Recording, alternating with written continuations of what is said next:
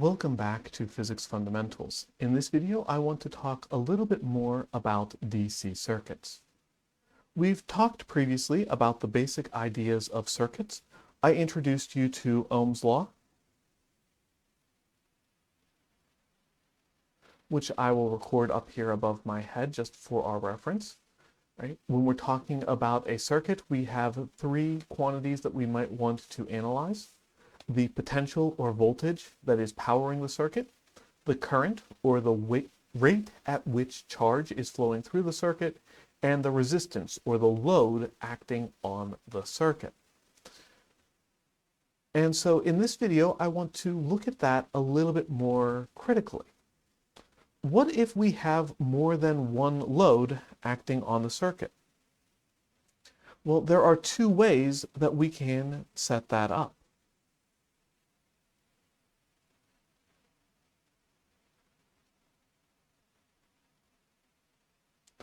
The first option is known as resistors in parallel. So here, I'm going to have my battery as before. I'll mark in the positive side over there.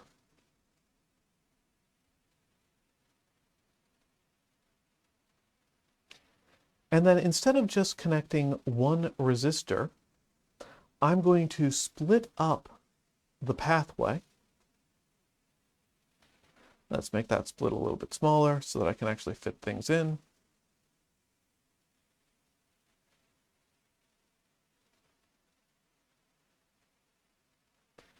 And I'm going to have the two resistors sitting next to each other like this. All right. That battery provides a voltage of V. Those resistors both provide a resistance. They're going to be different. I'll call them R1 and R2 to differentiate them. A couple of things to notice about these resistors.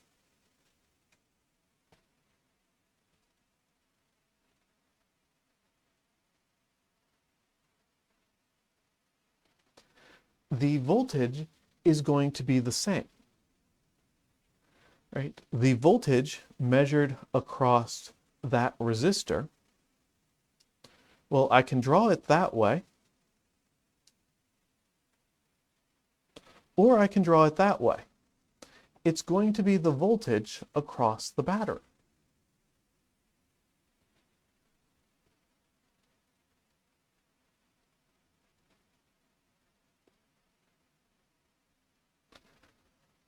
But the current is going to be different.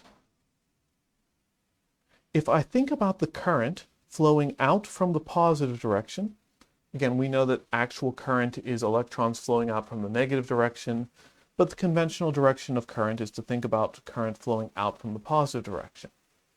There's a flow of current that hits this junction, and then it splits up. Some of the current goes through this resistor, some of the current goes through that resistor, and then the current gets back together to make it the rest of the way out. So we have some amount of current here. It's split up into parts I'll call I1 and I2, and then it comes back together and you get all of the current at the end.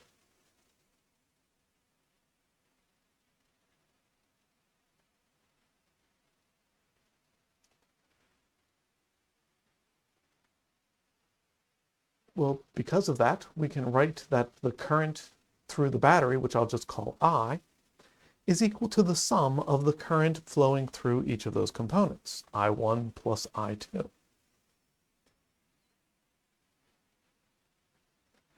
And then the last thing that I want to talk about on this is from the battery's perspective. It doesn't really notice that there's two separate resistors going on. Right? This is a load applied to the battery. It's just being pushed in a couple of different places. So as far as the battery is concerned, the battery is going to treat this as one giant resistor.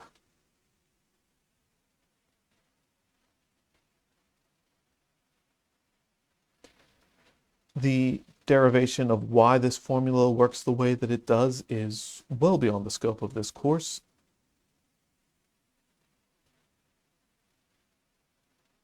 I'll be honest, I started looking into why this derivation works the way it does when I was in grad school, and it went over my head.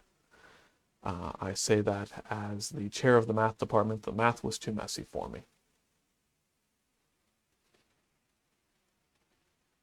Right, but we get that the reciprocal of the total resistance is equal to the sum of the reciprocals of the resistances of each of the components.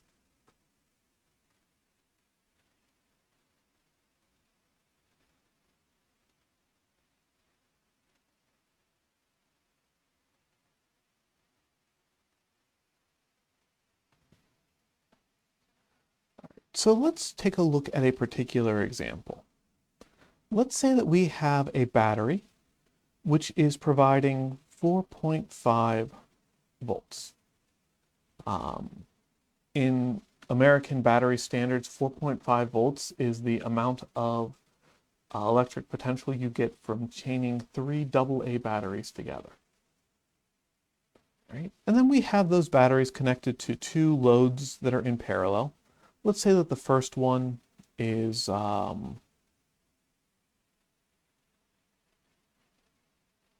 ohms, and let's say that the second one is, I don't know, 40.0.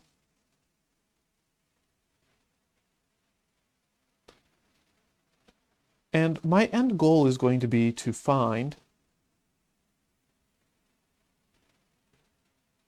the current that is flowing through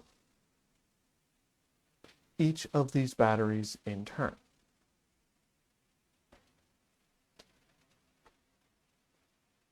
I'm also going to go ahead and calculate what the overall resistance is and what the current flowing through the battery itself is going to be. So there's a lot of things that I want to try to calculate for this particular setup. And honestly, most of them we can just do in any order. In order to calculate I, we need to either know what I1 and I2 are, or we need to know what R is. But in order to calculate I1, I2, or R, we have enough information. So let's go through and do those one at a time.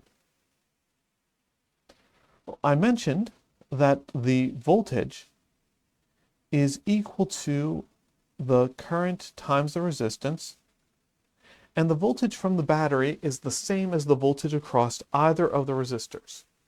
So I can put I1 and R1 into Ohm's law along with the voltage from the battery, and that's perfectly fine. I can rearrange that to calculate the voltage here. And let's see. Our voltage was 4.5 volts. Our resistance was 30 ohms. And my calculator will tell me if I take 4.5 and I divide by 30, I get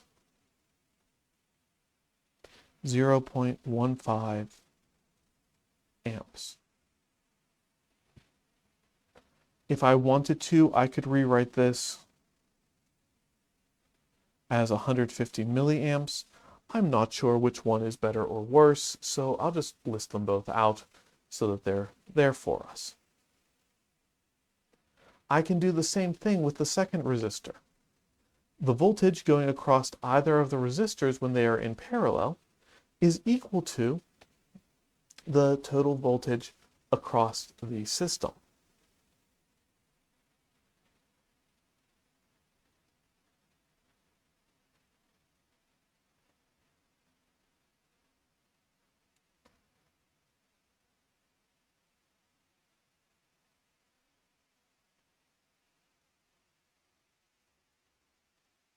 My calculator tells me that this comes out at something like 0.11 amps, 0.1125, but it looks like I only have 2 significant digits, so I'll round it to there.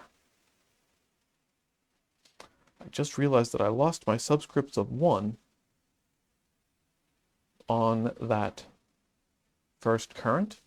I'm going to want that because now I'm going to come to my second current.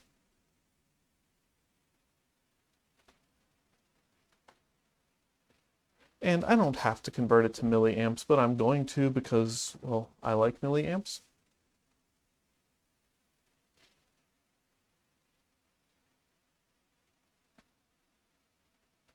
And now I've got a couple of ways that I can approach the rest of this problem. I know that I is equal to I1 plus I2.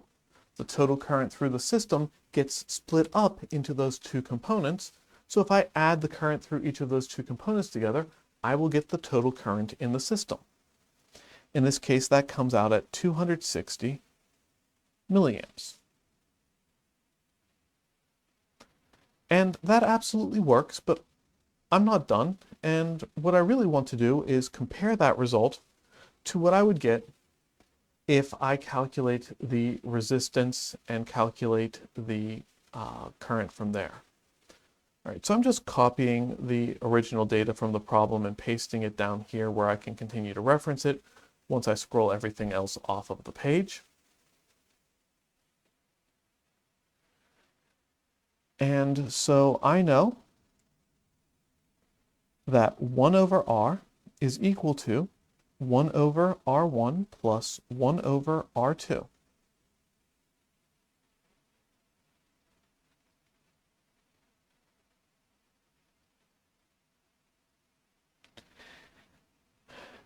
Every student who has ever seen this formula immediately says, well, why don't I just take the reciprocal of both sides and everything will work out fine?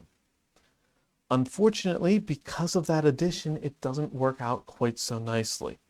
You actually have to do all of the calculation over here first before you can take the reciprocal. All right, so 1 over R, well, if I tell my calculator I want to add 1 over 30 plus 1 over 40, it's going to give me this horrible, ugly decimal number.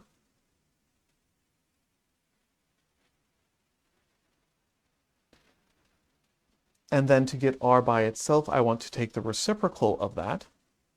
So R is going to be equal to, I left a 0 out when I copied that down, sorry about that, 1 over 0.0583 dot dot dot, which my calculator is quite happy to evaluate for me. 1 divided by the previous answer from my calculator comes out at 17.1 ohms.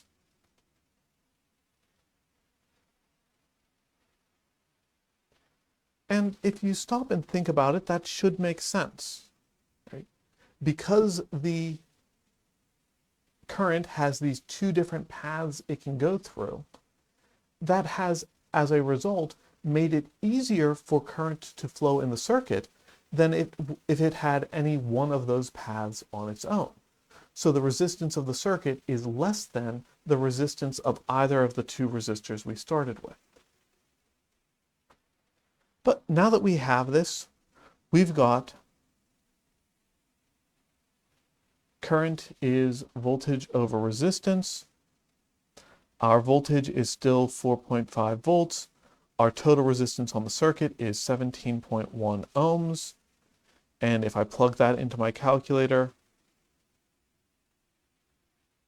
I get 0.2625. I only have two significant figures, so I'll call that 0.26 amps, which is in fact the same 260 milliamps that we got before. All right, so a couple of ways of working through that problem. They get us to the exact same place, so I guess that's good. It's always good to be able to double check yourself. It's always good to be able to repeat the ideas. Hooking up resistors in parallel is only one of the options though. Right? If we take the positive and negative leads from whatever we're hooking up and we connect it to everything, that makes it easier for current to go through. But sometimes that's not what we want. Sometimes we actually do want it to be harder for current to go through.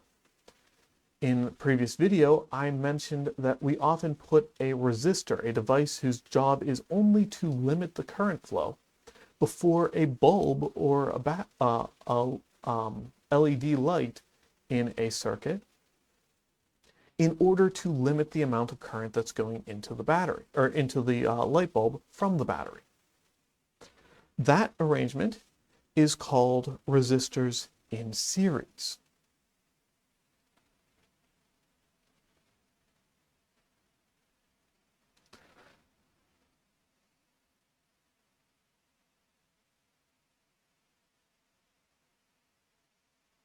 So we have a resistor,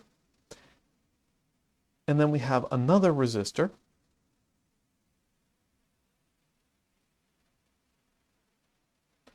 and in this case, all of the current flows through everything. There's nothing that splits up.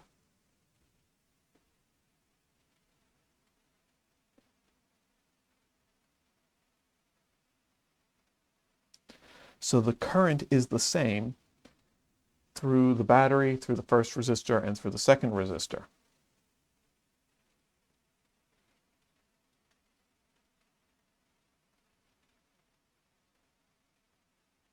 The voltages are where things become a little bit different. But then mathematically, the total resistance in the circuit is a lot easier to deal with because you're just going through resistor after resistor after resistor. So the total resistance is just the sum of the resistances of the two components.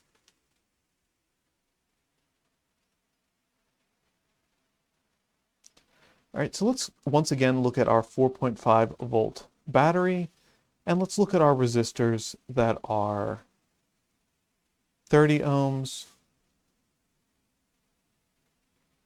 and 40 ohms.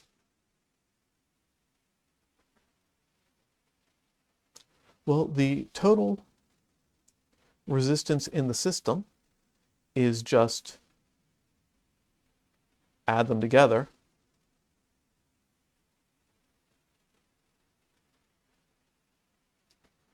Which means that the total resistance in the system is 70 ohms. Once we know that, we can use Ohm's law to figure out what the current in the entire system is. The current is the voltage divided by the total resistance.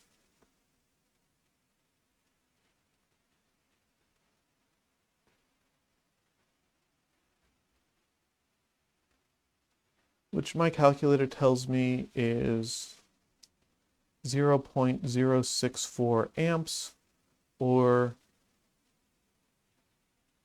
64 milliamps.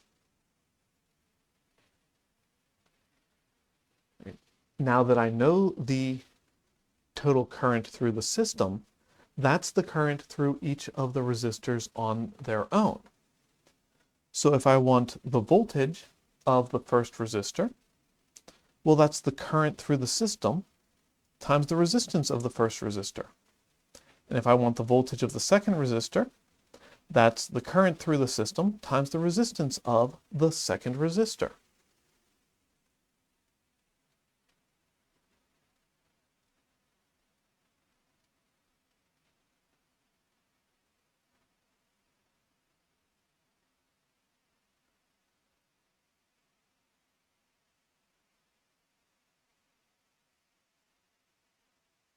This is one of the places where leaving the current in amperes will make our lives easier because, well, I want to multiply amperes times ohms and get volts.